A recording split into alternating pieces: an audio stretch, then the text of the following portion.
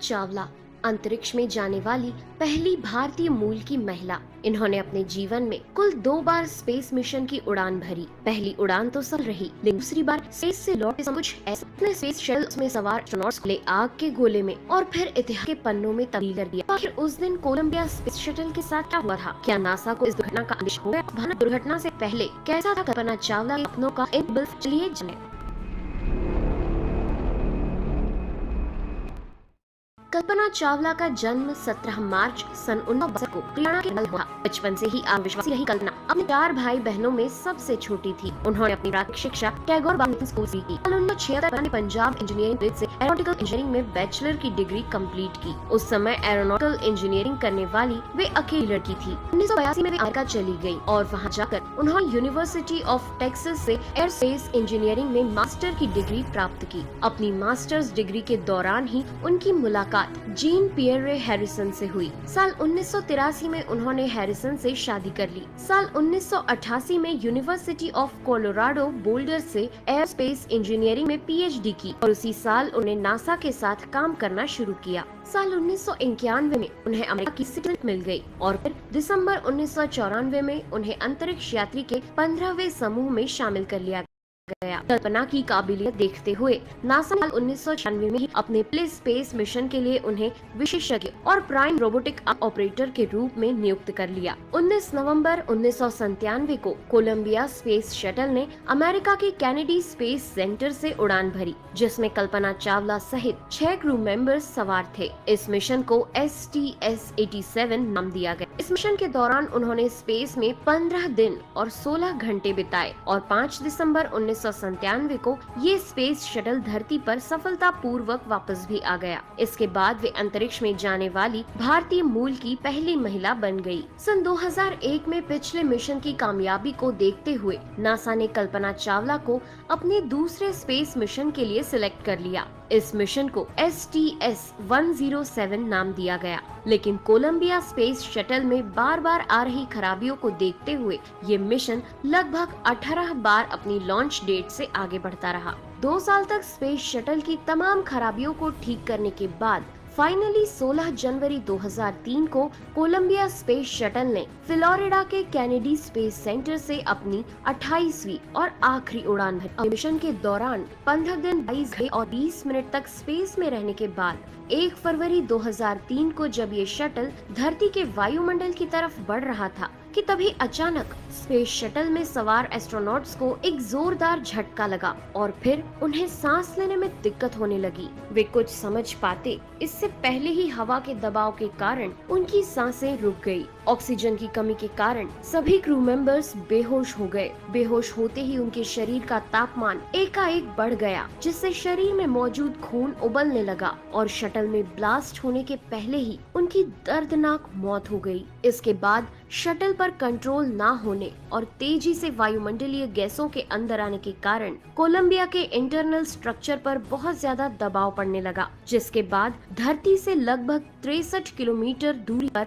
Space shuttle से नारंगी रंग का गोला उभरा और फिर शटल सफेद धुएं की एक लकीर में बदल गया। इस घटना के कुछ सालों तक तो ये पुख्ता रूप से मालूम ही नहीं चल सका था कि आखिर ये हादसा कैसे हुआ। सारी दुनिया यही समझती रही कि कहीं न कहीं क्रू मेंबर्स से ही कोई गलती हुई, लेकिन जब नासा ने इस मामले में बारीकी से जांच की तो ऐसा सच निकलकर सामने आया जिसने सबको हैरान कर दिया। नासा के मुताबिक ये पूरा हादसा इंसुलेशन फोम के कारण हुआ है। अब आप सोच रहे होंगे कि ये इंसुलेशन फोम भला क्या बला है और इसके कारण इतना बड़ा हादसा कैसे हो सकता है। तो दोस्तों, इसे समझने के लिए हमें स्पेस शटल में इस्तेमाल होने वाली कुछ बेसिक चीजों को समझना होगा। दोस्तों, आपको पता ही है कि जिस स्पेस शटल में एस्ट्रोनॉट यात्रा करते हैं उसे अंतरिक्ष में पहुंचाने के लिए इस्तेमाल किया जाता है रॉकेट का, और इन रॉकेट को भी ग्रेविटी के अपोजिट तेजी से अंतरिक्ष की ओर ले जाने के लिए जरूरी होता है फ्यूल। तो दोस्तों, ये फ्यूल 2 तरह के होते हैं। पहला लिक्विड फ्यूल और दूसरा हार्ड फ्यूल। लिक्विड फ्यूल में ज्यादातर लिक्विड ऑक्सीजन और लिक्विड हाइड्रोजन का इस्तेमाल किया जाता है। ये दोनों ही ईंधन बहुत कम तापमान में तरल रूप में होते हैं, इसलिए इतने कम तापमान को मेंटेन करने के लिए इस पूरे फ्यूल टैंक को अंदर और बाहर दोनों तरफ से इंसुलेशन फोम से कवर किया जाता है ताकि बाहर की हीट इस फ्यूल के अंदर न आ सके। इसके अलावा रॉकेट के बाहर एक बायोपेड्रम की एक्स्ट्रा लेयर का भी इस्तेमाल किया जाता है और यहीं पर अटैच होता है स्पेस शटल। चूँकि ये स्पेस शटल रॉकेट टैंक से अटैच होता है, इसलिए इसे सबसे ज्यादा खतरा हीट से होता है, जो कि लगभग 3000 डिग्री तक पहुंच जाती है। इसलिए इस हीट से स्पेस शटल को बचाने के लिए कई तरह के कोटिंग मटेरियल का यूज किया जाता है। इन कोटिंग मटेरियल को छोटी छोटी टाइल्स के आकार में तैयार किया जाता है। इन टाइल्स को स्पेस शटल के ऊपरी हिस्से में लगाया जाता है, जिन्हें कहा जाता है व्हाइट टाइल्स, जो इसको करीबन 1200 डिग्री की हीट बचाती है। और इसके निचले हिस्से में लगाई जाती है डार्क टाइल्स, जो इसको लगभग 2300 डिग्री की हीट से बचाती है। और यहाँ पर सबसे ज्यादा हीट जो झेलता है वो है स्पेस शटल का विंग्स, जिसे हीट से बचाने के लिए इसमें RCC यानी रेनफोर्स्ड कार्बन पैनल का यूज किया जाता है, जो इसे 3000 डिग्री के गर्म तापमान में भी सुरक्षित रखता है। लेकिन दोस्तों, जब ये स्पेस शटल लॉन्च किया जा रहा था, तब टैंक से जुड़ा इंसुलेशन फोम का एक टुकड़ा टूटकर प्लेन के लेफ्ट विंग में लगे रेनफोर्स्ड कार्बन पैनल से जा टकराया, जिसके कारण स्पेस शटल के विंग में लगभग 10 इंच गहरा छेद हो गया। और किसी ने ये सोचा भी नहीं होगा कि इंसुलेशन फोम का ये एक छोटा सा टुकड़ा प्लेन के विंग को इतना ज्यादा नुकसान पहुंचा देगा कि जब ये स्पेस शटल धरती पर वापस आएगा, तब ये हवा के दबाव को झेल नहीं पाएगा, जिसके कारण सारी हीट इसके अंदर चली जाएगी और ये भयानक हादसे का शिकार हो जाएगा। नासा के मुताबिक दुर्घटना का असली कारण ये इंसुलेशन फोम ही था।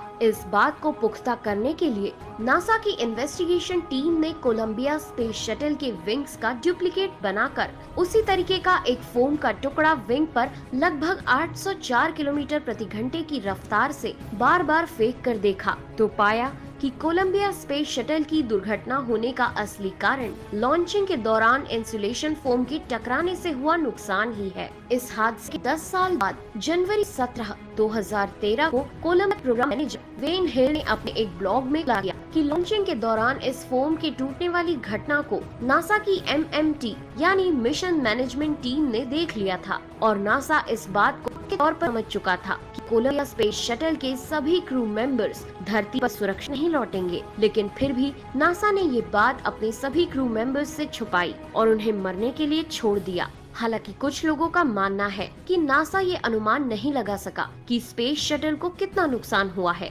वहीं कुछ वैज्ञानिकों का ये भी कहना है कि यदि ये जानकारी स्पेस शटल में बैठे एस्ट्रोनॉट तक पहुंच भी जाती तो भी वे कुछ नहीं कर सकते थे। इसके अलावा एक तर्क ये भी दिया जाता है कि नासा रिसर्चर्स ये नहीं चाहते थे कि मिशन पर गए क्रू मेंबर्स ये सुनकर घबरा जाएं और अपनी जिंदगी के कुछ आखिरी दिन ये सोचकर जिए कि हम बहुत जल्द मरने वाले हैं। इसलिए शायद ऐसा ही कुछ सोचकर नासा ने ये मुश्किल भरा डिसीजन लिया हो। कोलंबिया अंतरिक्ष यान के मलबे के बिखरने के बाद अंतरिक्ष के दीवाने अंतरिक्ष में ही हमेशा के लिए सितारों में कहीं खो गए। 5 फरवरी 2003 को भारत सरकार ने उनके अभूतपूर्व योगदान को देखते हुए ये घोषणा की कि इसरो मौसम संबंधी जितने भी उपग्रह स्पेस में भेजेगी उसके नाम कल्पना की याद में कल्पना सैटेलाइट हुए। इसके अलावा कल्पना चावला छात्रवृत्ति और बहुत अन्य चीजों में कल्पना चावला का रखा गया। यहाँ तक कि नासा ने कल्पना चावला के सम्मान में एक सुपर कंप्यूटर और मंगल ग्रह पर एक पहाड़ी का नाम भी कल्पना के नाम पर ही रखा है। ये थी कहानी कल्पना चावला की, जिसके मन में आकाश असीमित ऊंचाइयों, ग्रहों और टिमटिमा तारों को छूने की अदम्य इच्छा थी। आज वो कल्पना सितारों में हो गई, जिसकी प्रेरणा अनगिनत लोगों को चमकता हुआ सितारा बनने की राह दिखाती रहेगी। तो दोस्तों, कैसा लगा आज का ये वीडियो कमेंट करके जरूर बताएं। वीडियो पसंद आए हो तो लाइक करें और वीडियो को ज्यादा से ज्यादा शेयर करें। और हाँ, अपने इस चैनल को सब्सक्राइब करके नोटिफिकेशन को याद से लें ताकि आने वाले हर इंटरेस्टिंग जानकारी आपको मिल सके। मिलते हैं अगले नए एपिसोड में, तब तक के लिए नेहा आगर कर दीजिए इजाजत। नमस्कार।